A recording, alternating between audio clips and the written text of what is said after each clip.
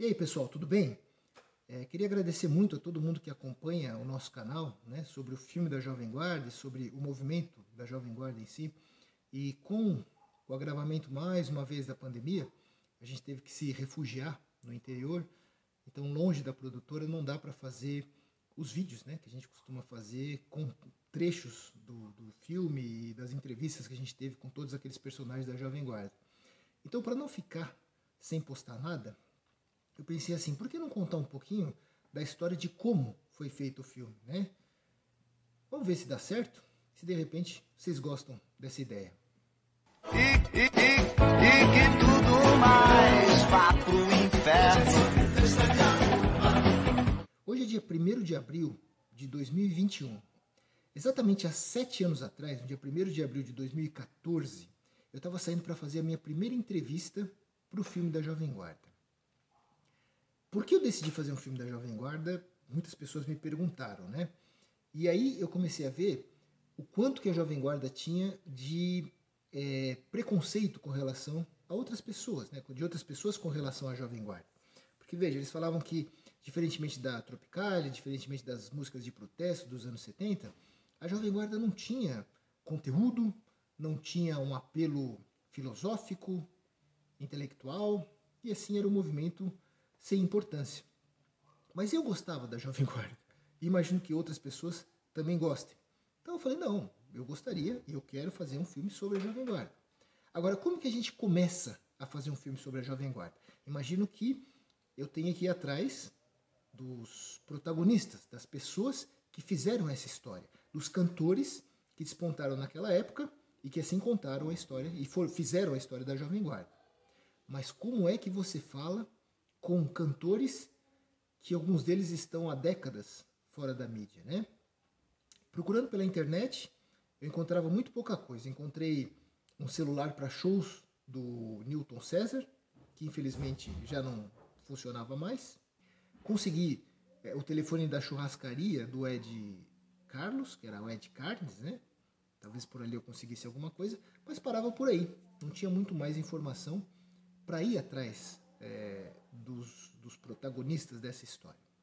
Aí eu tinha adquirido alguns livros sobre a Jovem Guarda e um deles contava a história de um apresentador que sinceramente eu não conhecia. Era o Sr. Antônio Aguilar. O Antônio Aguilar foi um dos precursores do rock brasileiro em programas de rádio, em programas de televisão, em fazer com que ele tivesse uma penetração e uma divulgação maior no Brasil. E no livro, que era escrito pela filha dele, no final tinha ali um telefone de contato. Eu então entrei em contato com esse telefone e consegui falar com o próprio Sr. Antônio Aguilar e combinamos então de gravar uma entrevista no apartamento dele no dia 1º de abril de 2014. Eu me lembro que eu fui até o apartamento dele lá no extremo do Jabaquara, numa manhã de calor tremenda em São Paulo. Eu parei o carro bastante longe do apartamento dele porque não tinha vaga. Saí com todos aqueles equipamentos de gravação no colo, câmera, tripé, refletores e tal. Quando eu cheguei na casa dele para fazer a gravação, eu estava suando como se tivesse corrido uma maratona, né? Mas o senhor Antônio Aguilar me recebeu muito bem. Ele tinha reservado o salão de festas do apartamento dele para a gente fazer essa gravação. Instalei os equipamentos e começamos a conversar.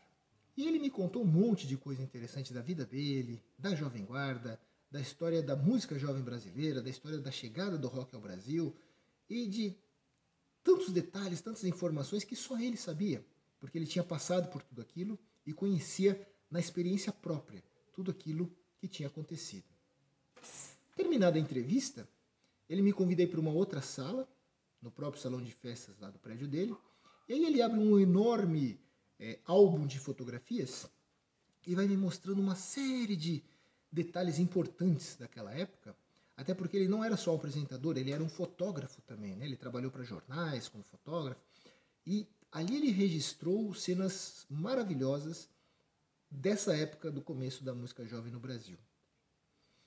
Não satisfeito em ter a entrevista com o Sr. Aguilar, o álbum de fotografias contando toda a história dele, ele me mostra um caderninho desse tamanho que tinha anotado todos os contatos de todo mundo que era importante da época da Jovem Guarda.